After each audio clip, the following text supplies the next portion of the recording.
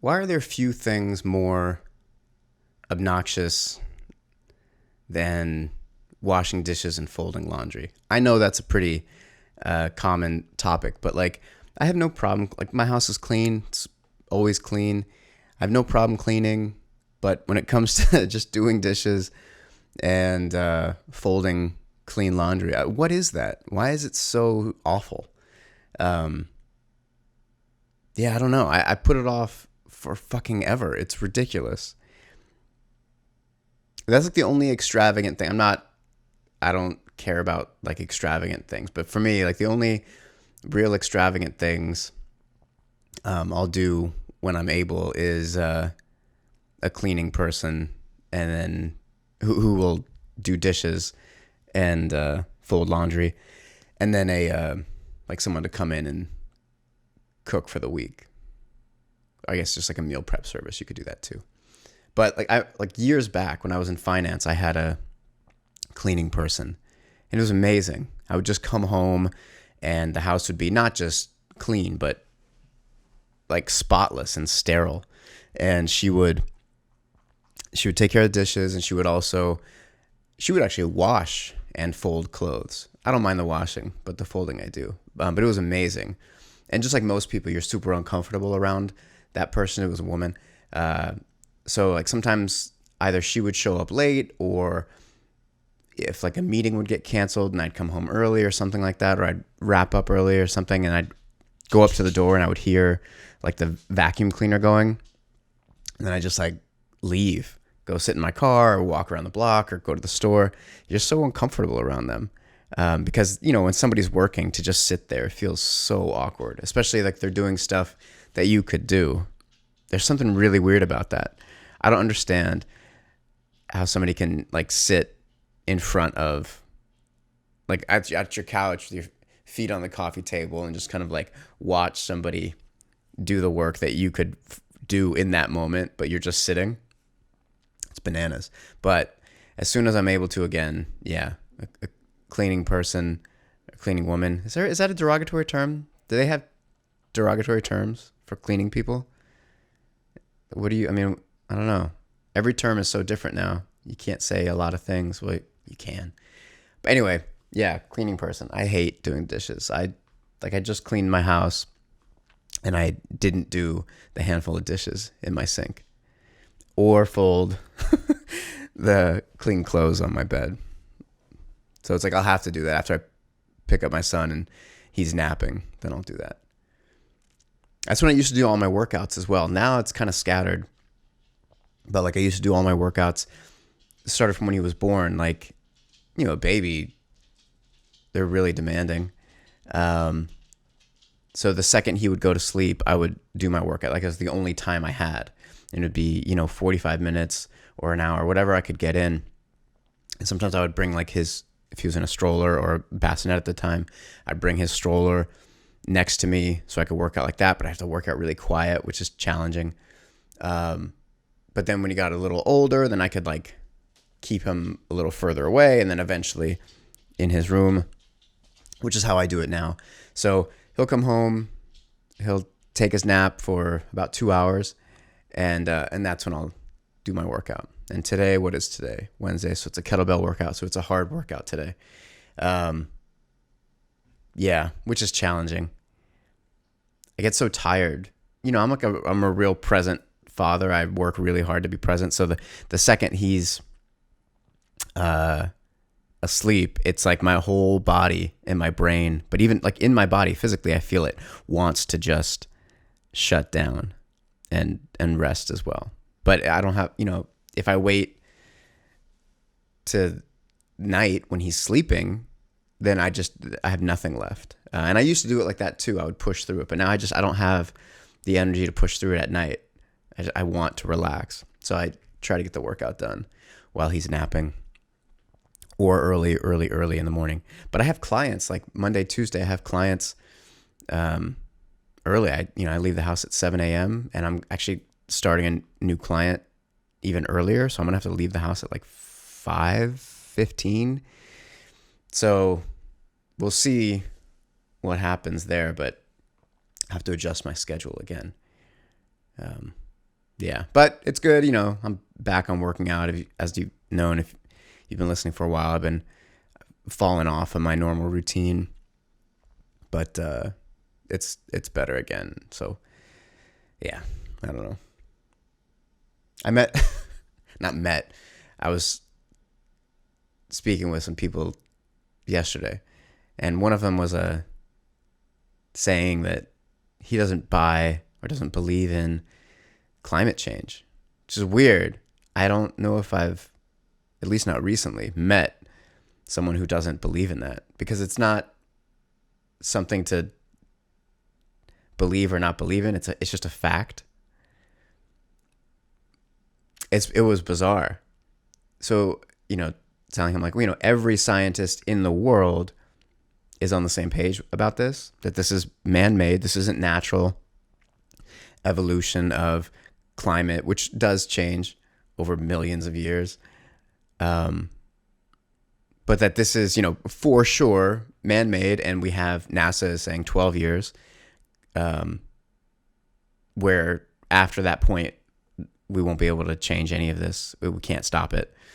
But there are some really simple changes. But anyway, so he was saying that he doesn't buy it. He was like, scientists used to say cigarettes were good for you. And I had to stop. Nobody has ever said cigarettes are good for you. There was a time where, medicine and science didn't know how bad they were for you. But there's never been a point in time where they're like, yeah, smoke up. It's awesome. They're just, were ignorant to the damage it was doing and the consequences of it. But yeah, there's never been a time where people said cigarettes are good for you.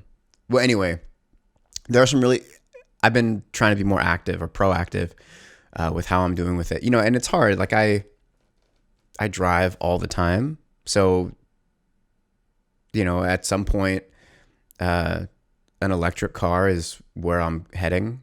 But, for emergencies and things like that, I'd still want, a gas powered car, but at least significantly cutting down on how much car pollutants I'm putting in the air. And just, you think like, the emissions from your car are bad, and there's, hundreds and hundreds of millions of cars, but also, like things like brake dust and the rubber from your tires and oil and, the wear on the roads that have to be redone. So it's all contributing, and it's bad. It's real bad. But there are some really simple things I've been trying to, at least with my clients, like get them on board. Very simple changes you can make, like switching to glassware for storage instead of plastic, making sure you're recycling. These are really simple changes. Like I have, I'll just show you.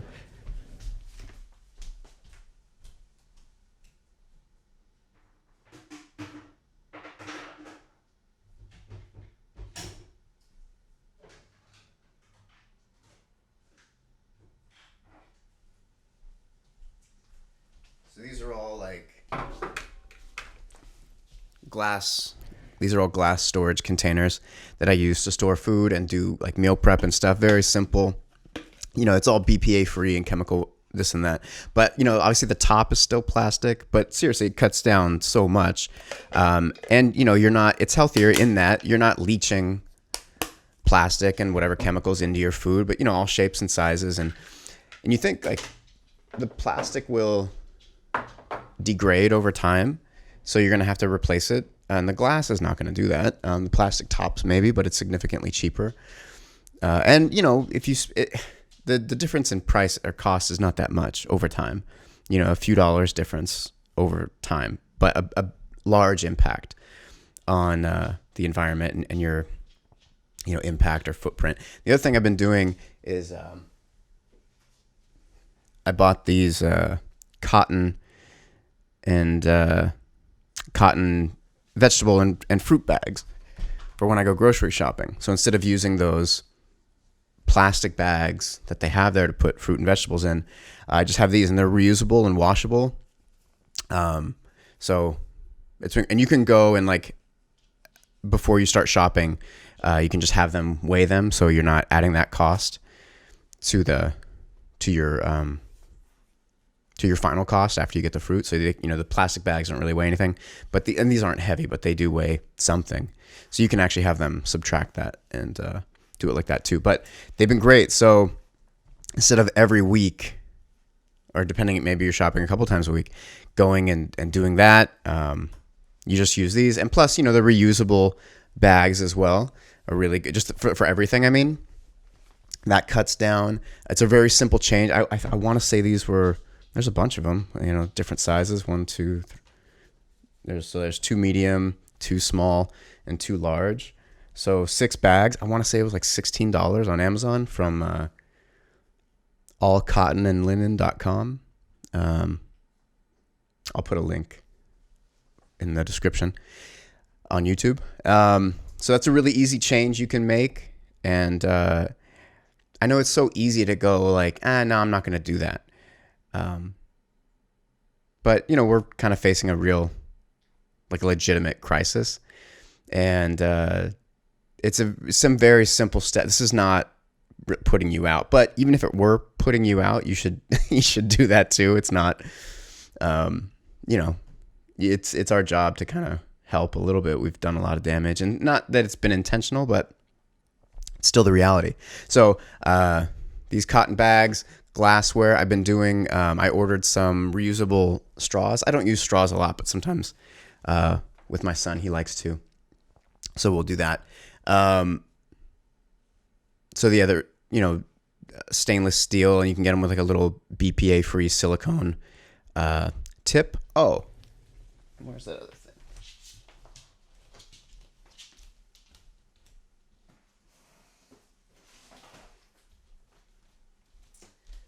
These actually just showed up today, and these are silicone bags. Stupid chair. These are silicone bags instead of using like plastic Ziploc bags, which I don't do a ton of, but if I go out, I know I say the term, I noticed on the last podcast that the term "my son" comes up a lot. But anyway, like when we go out and I bring snacks for him, I would previously use, because traveling with glassware isn't awesome. So I would use Ziploc bags. But then I recently discovered these reusable silicone bags, which I'm just opening now, and because they came today. And let's check these out. So sorry for all the crinkling sound.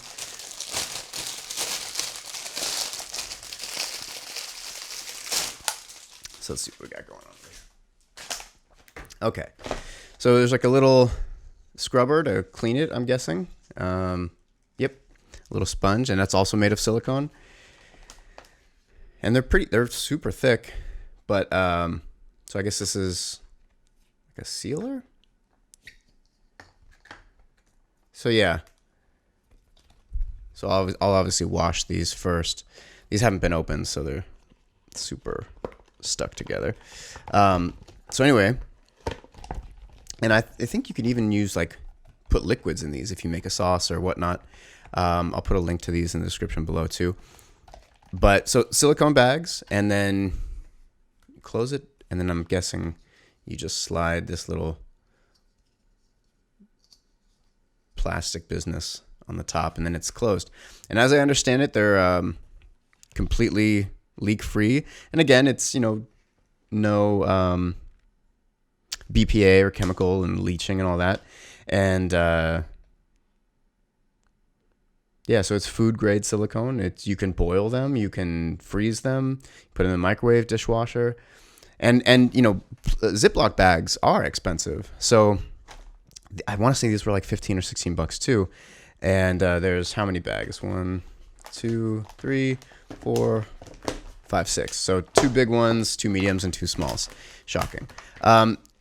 It's an easy change to make. So one, you're cutting down a big amount of cost from having to buy Ziploc bags all the time, especially if you have kids. And you can, sending them to lunch or sending them to school with lunch and things like that is going to just a ton of plastic waste. So this is just way easier, way more beneficial. I'm excited to use it. Oh, look, they gave me a little magnet. When life gives you lemons, you make gin and tonic. Oh, that's good. What a weird... Anyway, so there's some helpful things. So I'll put links to the glassware, the straws I ordered that haven't arrived yet, these cotton bags which I've been using, and these silicone bags. I'll put links to all that in the description. But they really are just super small changes that we can make to make an effort, just to be better, I'm going to have to edit that out, to do more, to do our part to help the environment, which is severely fucked up. And then, I don't know if you know, but, our trash just floats in the ocean and just has massive landfills on Earth, on ground, land. I don't know if you've ever seen those pictures or videos. I'll put some up, but it's horrific. Like cities of garbage. We don't really know what to do with it. I just read something yesterday that was saying that science has had some kind of breakthrough about how to reuse plastic to actually get rid of trash, like use it in a way to convert it to energy or something like that. I don't know. I didn't have time to read the article. I just saw the headline, but it's bookmarked for me to read later. So, but that shouldn't make you think like, oh, well then fuck it. I can just keep doing, what I've been doing and create all this waste. We should make the effort. Reusable bags when you're grocery shopping, reusable bags for your food storage, glassware, reusable straws. I don't know if you've ever seen those videos of, pulling straws out of sea creatures. It's horrific. And like there was something I just saw recently, like of a whale or something like vomiting up. It was a ridiculous, like 30 pounds of plastic bags. It's not okay. Just because we don't see these animals or around them, they're suffering at our expense of what we're doing for convenience. And it's such a small change to not have that convenience, just to use this reusable stuff, which is in the long run easier, would make a huge impact for them and for us as well. So I'm sorry for I'm not sorry, but I know people have a real problem being asked to make a change. So, whatever, take it how you will, but it's a good change to make. You should be doing that. It's a small thing we can do that has a big impact. So anyway, do that. 12 years is not a very long time, and it's probably less than that, and we can't just leave it up to lawmakers there's very simple changes we can make. Don't sit in your car with the air conditioner running. I see people doing that. Like even when I drop my son off at school, there'll be like cars. It's like, it takes 5 minutes to go in and out, and they'll just leave their car running. Like they can't be bothered to turn it off. They'll just leave it running in the morning. And sometimes they're in there for a long time. They end up staying there for 15 minutes, 20 minutes, talking to other teachers or talking to their kid. It's like you're not even in the car and you're just it's just a pollution machine with no purpose anymore. Don't run your air conditioner all the time. Don't run your heater all the time. Put on a sweater, take off layers. These are really simple changes we can make. But anyway, so if you're hearing that and you can take a chance to make a little change, click some of the links in the description, and it's a small effort. It really is. Yeah. We all need to do something. I'm not going to say our part, but just we all need to do something to help because we're in need of help. Yeah, that stuff is scary. It's fucking scary to think about what the world could be like in 10 years. And it's not science fiction. It's happening. We're heading there. So thank the universe that there's like some pockets of the world that are changing. And there's like cities in Europe who've converted to all solar and wind powered energy. And I think Costa Rica, like all of 2018 was completely solar powered, or parts, something like that. Or maybe it was Costa Rica. I think it was.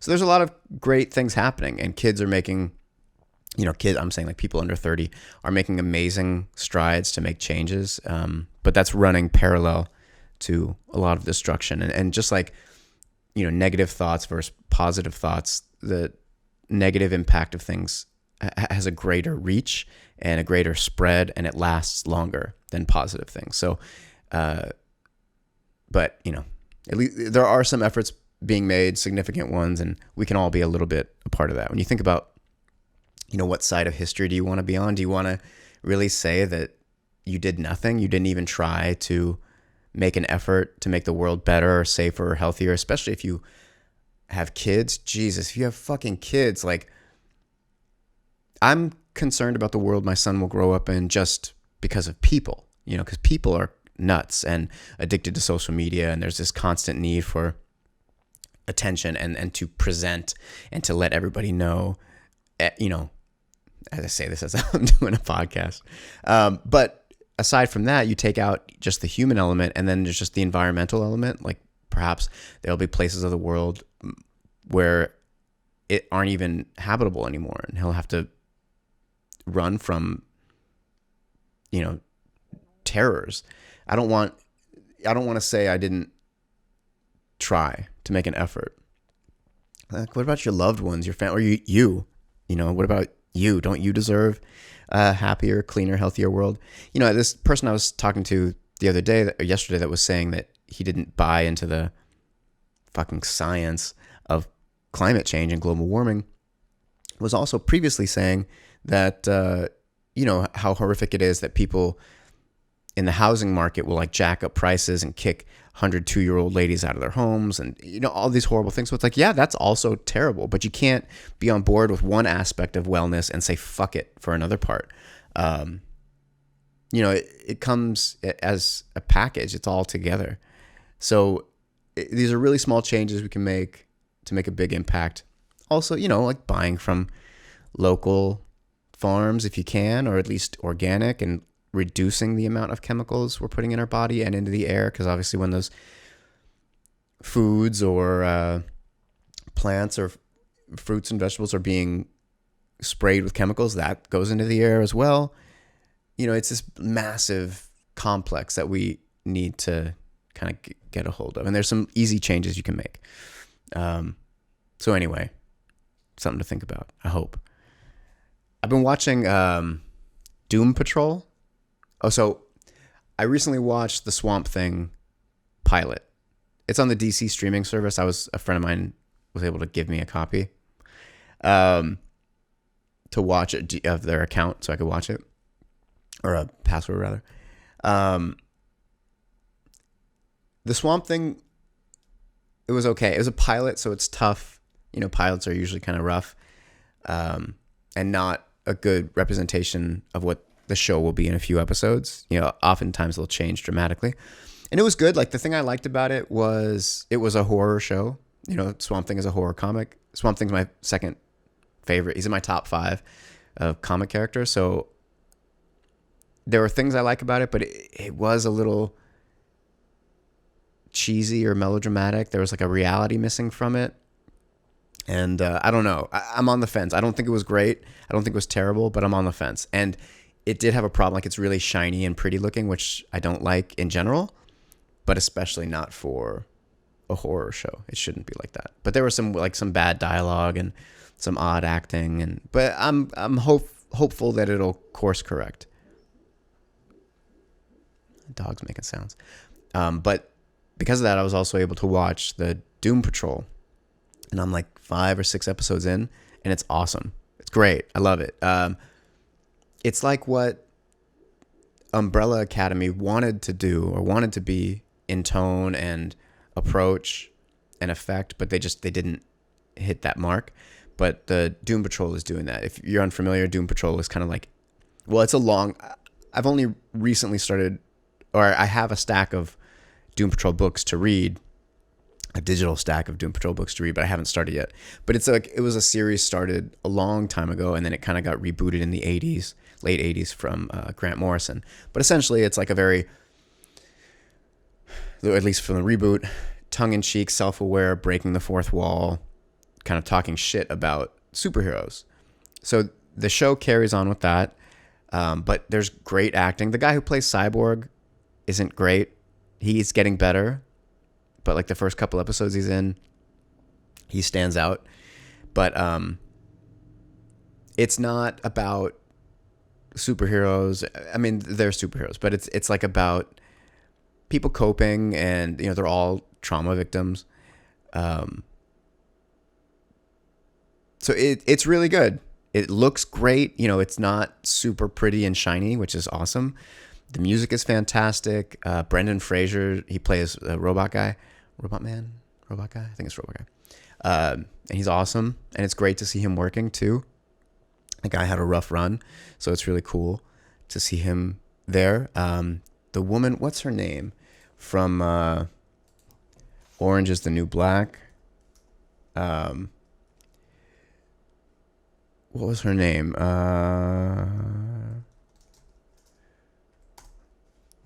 She's great. She plays Jane, and she's awesome. So Jane is a character who has like 64 personalities inside her.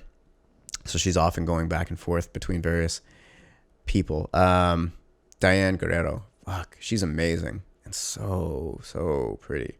But just like, she was really. I stopped watching Orange is the New Black like after the third season, or it got dumb for me. But she was always great, and she's great in this too. So she's awesome, and who else is it? Like I said, Brendan Fraser, Timothy Dalton, who's great. Every trainer, Matt Bomer, who's that? Oh yeah, the bandage wrap guy. It's great. I highly recommend it. It's really fun. I'm only like halfway through, or halfway in rather, but I highly recommend it. It's a good watch, and it's fun, and it's and it's weird and quirky, and cheesy in the right ways, and not in the right ways. So I recommend that. It's super good and fun, and I always I want to watch more. I'm looking forward to watching more. So there's that. If you're looking for something to watch, everybody and their mother has been and my mother has been telling me to watch Killing Eve. So I'll eventually get around to it. But yeah, other than that, I don't know. Selling a couple guitars. I've been selling like old gear that I don't use. It's just sitting around taking up space. And I am one of those, I don't believe in collecting instruments that you're not playing. One or two sentimental pieces that you keep around, I get. But for the most part, like people who have like hundreds of guitars, I think are garbage people. Or hundreds of whatever, violins or pianos or whatever. Like those instruments are designed to be in the hands of people who will make music with them. Because that's the deal. If you have a creative gift or talent, your duty is to give that away. It's not for you. It's for everyone else. It's your outlet, but that outlet is for other people to benefit from, to learn from, to grow from, to identify with. That's the deal.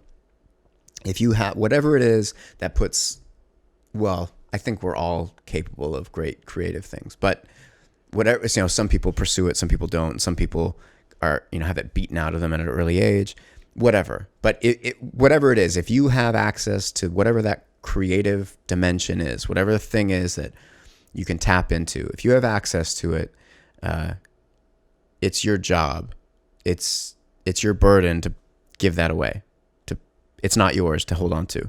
So instruments for musicians are the tool to do that. So if you're hoarding instruments, you're denying other people that chance who could be using those instruments. You're only going to use a few at a time. Let's be generous and say 10. You have 10 guitars. I've sold a few, but I think I'm down to like 8, but I had like 15. I've sold a bunch recently. And it's like I have the couple left that I'm selling. They're cool. I like them, but I'm not playing them. They don't resonate really with me anymore. I've grown away from them. So it's like they deserve to be in the hands of people who will make music with them. It could be someone just starting out. I sold this bass I had to someone who was just learning bass. It's like I have another bass that I use for recording, and I wasn't using this other one. It's just sitting around. So it's like that deserves to be in the hands of somebody who will use it, and it could change that person's life, like music changed my life. If you're a artist and you paint or draw, I get the argument like not selling, but like donate your work, put it somewhere, or teach kids how to do it. Give it back in some way. If you have a tremendous amount of musical instruments just sitting around, donate them to a school if you don't want to sell them, or sell them and donate that money to a school. If the money isn't important to you, but do something. You need to put it. I feel that way about teaching as well. Like in martial arts, you encounter it a lot of people who for years, 20 years, they've been a martial arts teacher, or a martial artist rather, not a teacher. And they'll go to everybody's seminar. They'll take every class. They're just hoarding all this information and doing nothing with it. They're not teaching. And maybe they're shit teachers. Well, everybody's a shit teacher when they start. Varying degrees of shit. But, what are you doing with all this information? What is it for? How selfish can you be? You went to a place, whether it's a school or a seminar, where people are giving this information away. You pay for it. Maybe you do, maybe you don't. But they're sharing that information. And then you are then taking this thing that was shared and locking it away in a cupboard. So it's super selfish and weak, and you shouldn't do that. So, if you're one of those people who've just been learning, I've learned from every dance teacher, or I've learned from every martial artist, or I've learned from every painter, or I've learned every musician, and then you don't do anything with it. You don't put out music. You don't, make YouTube videos teaching. You don't teach somebody that or as a professional, whatever. If you do nothing with it, then it was a waste to give to you. Forget about like, oh, well, you're personally enjoying it. That's fine, but it has to go somewhere else too. That's the deal. You don't hang on to that shit. You still benefit from it. You still use it, but you need to give the same thing, that chance and benefit that was given to you. You have to give that to somebody else as well. It's not for you. You got to do something with it. So that's part of the reason where previously I hadn't really sold a lot of. I've sold gear in the past for money, like I needed or wanted money to buy this or that. But now it's like these guitars that I've sold, and then the couple left that I am selling, I'm just not playing them. They deserve to be played. They're cool. You want to see them? Here, I'll show you the 2 I have left to sell. So first is this Ibanez. What is it? Like a RG470, I think, something like that. It's a good guitar. I beat the shit out of it for a number of years. I mean, it still plays great, but like it has some dings and road wear, as they say. But it's a great guitar. I just never play it, and it doesn't resonate with me anymore. The guitars that I use and have been writing and recording with are these Les Pauls I have here, and those are what I feel more comfortable with. But this is a great guitar. It deserves to be played, and I fuck with it now and then. It just doesn't turn me on anymore. It did for a while, and it just doesn't anymore. And it's got a ton of life left in it. So it deserves to be played. So this is one, this Ibanez. And the other one is this Dan Electro, which I've only recently decided to sell because I actually love this guitar.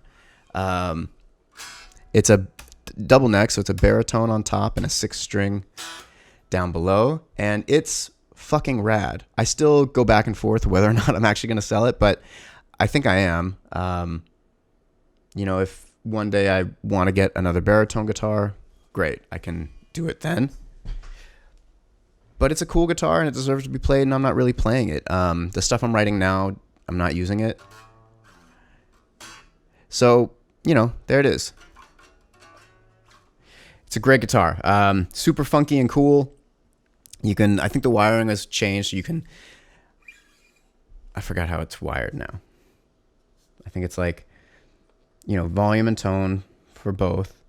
And then this will switch between the baritone or the 6 or both. And then this switches between the neck or rhythm, or neck or bridge rather, on either. So you can get a lot of sounds out of it. It's awesome. It plays great. It sounds rad. It's got kind of like a Strat-ish neck where it's, there's like rounded C shape. It's a great guitar. So anyway, I'm selling some guitars because, they should be played by people making cool music with them. And I'm just not using them. So yeah. So if you have shit, don't hoard it. Get rid of it. Sell it, donate it.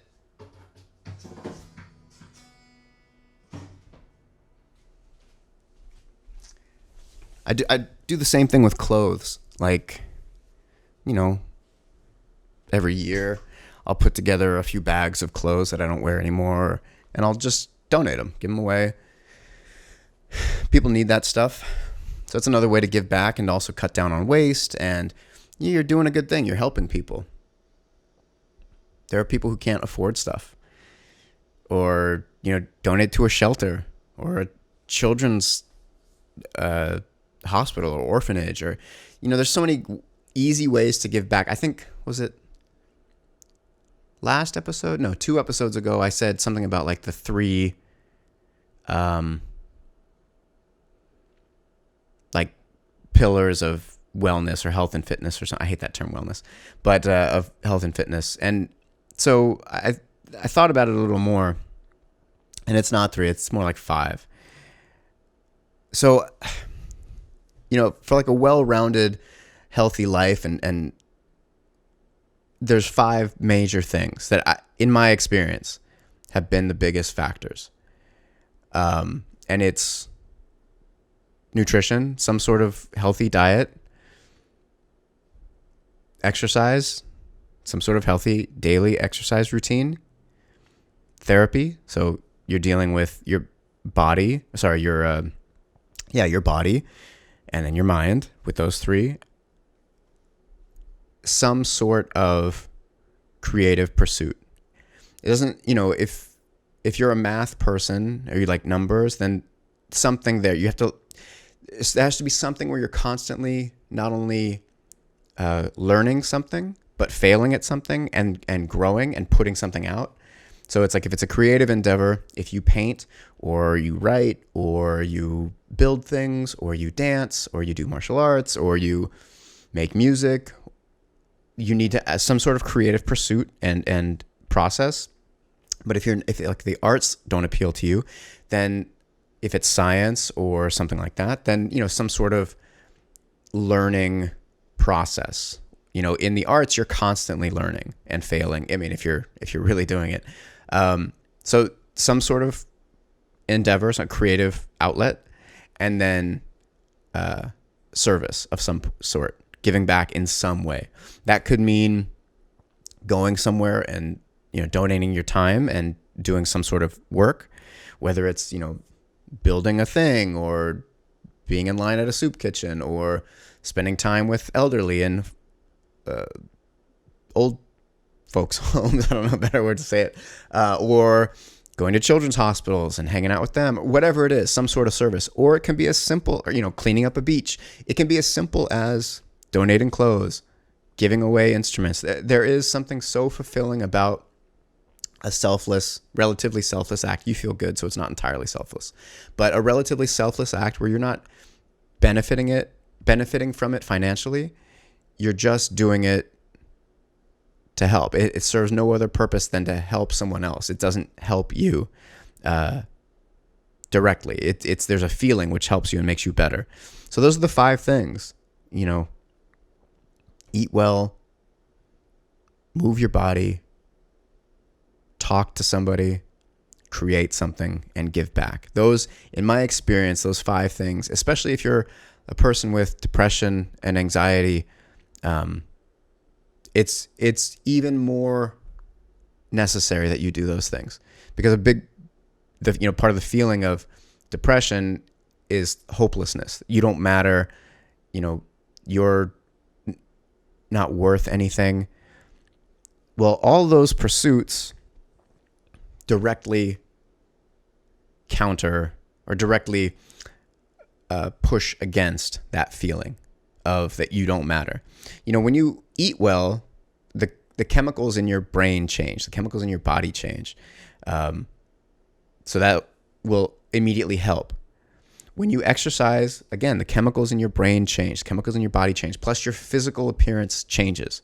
And if that's part of the thing that is hurting you, you'll benefit from that as well. When you speak to somebody about what's bothering you or what you're upset about or what you're sad about, professional, even if nothing else changes, just speaking the words out loud alleviates a tremendous amount of pressure and pain. Now, it comes back in other areas because you do have to sit with feelings, but it's something. You're doing something. So that's a big chunk of it. Now, the creative pursuit, it's an outlet. You're expressing yourself. Most people don't express themselves at all. You just, you go to work, you come home, and that's it. You go out and drink or whatever, but there's no expression. Like, who are you? What are you about? How are you communicating non-verbally? Or how are you communicating from your gut, like your truth? I don't know what a soul is, but if there's a thing, that's it. How are you communicating from your soul? What are you showing? How are you being naked in front of people? And that's what art does. You're naked in front of people, which is amazing. And then giving back does the same thing too. It makes you feel worthwhile, that like you're helping, you're doing something that's not for you. I don't know exactly how to articulate it, but it's a really powerful feeling. And it's not like you have to do that every day. You can, but once a month, do something for other people. Plant some trees, something. It's important. The cool thing about exercise, like in therapy, it's very abstract.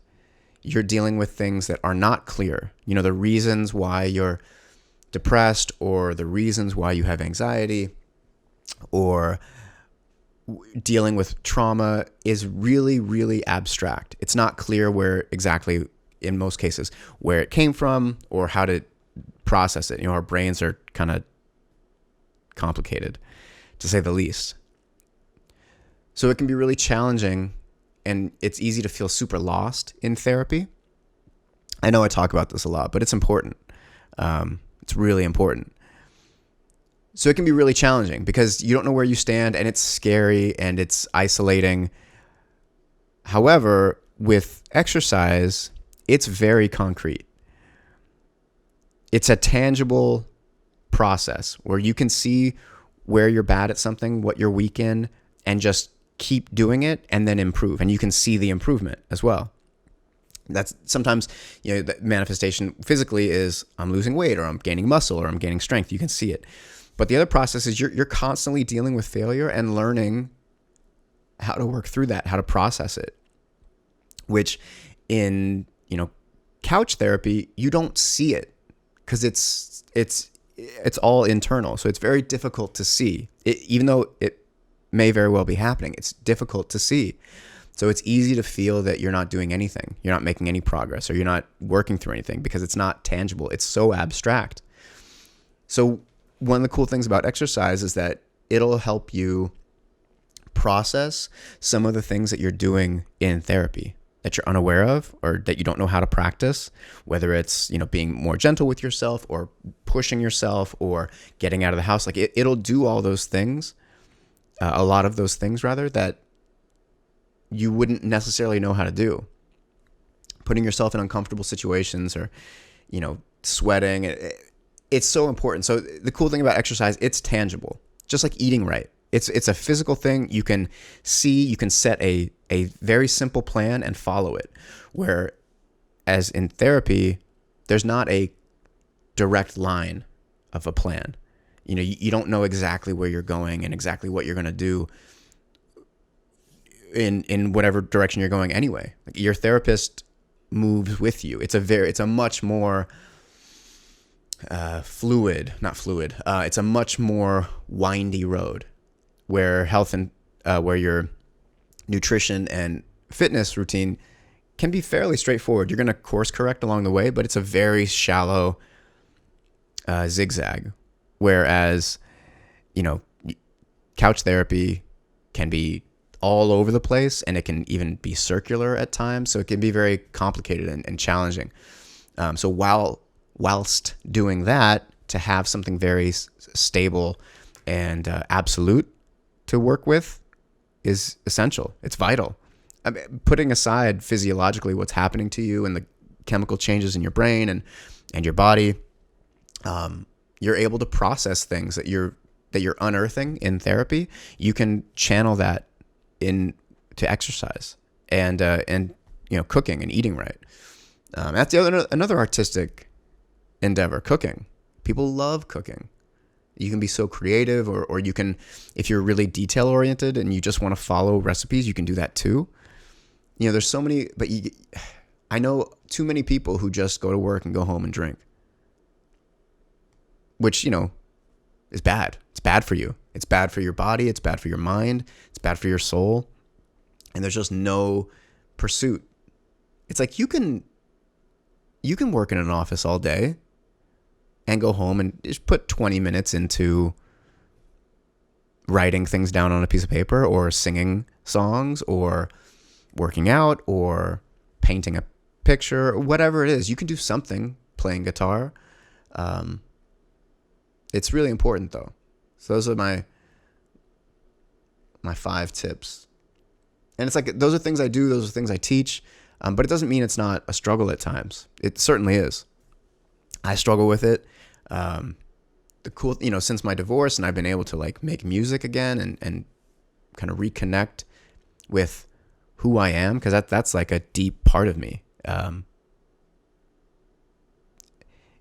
Even though I've, at the same time, in the last few years, really, really, really struggled with my depression, it's given me a lifeline, something to not only hold on to, but to pull myself out with. And the record's done. I was able to channel it into making a thing, and now I'm just doing album artwork now, and putting publishing stuff together. It's ready, more or less. I mean, so it gave me something to do, to put my self into, which is a really overlooked thing, is a lot of people aren't putting themselves into anything other than a job to pay the bills for the life. It's a really your life shouldn't be eating itself, but it feels like so many of us, most of us are living that way, where our life just exists to exist. We don't feel a purpose. And I don't feel that there's a point to any of this. That's like trying to imagine nothingness. I mean, it's a very circular argument, but I do believe that our purpose is to find purpose over and over and over again. You just keep finding purpose, and you teach others to do the same, and you encourage others to do the same, and you help people do it. I believe that's the purpose while we're here. So I don't know where I was going with that, but it's a good thing to do, and you should do it. I guess that's it. I'm going to wrap it up. It's weird when I do these. I kind of just black out and start talking, so I don't really know what I've said. Some of it I do, of course. But, so I don't know. I'm not going to explain or justify whatever. I just say what I say. But that's a good process to get into. If you feel stuck and bored and or worthless or uninspired, making a change is good. And with the health and nutrition stuff, it can seem really daunting, like really, really, really daunting. You don't need to be Jack LaLanne tomorrow. An easy way to start is just drinking water. So just start by drinking water. Drink, 8 ounces an hour. It's a very simple way to start. And then I don't believe in restrictive diets. They don't work. In that, and this is pretty well proven too, it's unsustainable. And most of the time people do restrictive diets, even things like keto. I know it's very popular. You can't keep it up for long, and it's not terribly good for you either. It's hard on your liver. It's hard on your kidneys. And then mentally it's exhausting to constantly think about what you can't do or can't have. So, but the, bigger things are like for health, refined sugar is bad for you. So start cutting it out. It's just bad for you. You shouldn't have it, or it should be very rare that you do have it. So drink water, cut out refined sugar, white sugar, added sugars. And, maybe stay away from fried food. That's an easy place to start. And that may already cut down huge. And then you go, okay, so adding stuff, all you want to do is just make sure you have vegetables with every meal. That's it. Some vegetables with every meal. So broccoli, not covered in cheese or butter, just steamed or grilled or roasted broccoli, or carrots, or, cucumbers, or it's very simple. It's not complicated. So that's an easy way to start. That's how I have people start. If you and try not to. You shouldn't be having pasta every meal. It's just bad. It's super bad for you. And even with meat, you can start. These are just some options to incorporate. You can, you don't have to eat meat for every meal. It's okay to have just vegetables for a meal. If you have meat one meal a day, that's fine. It's actually good for you.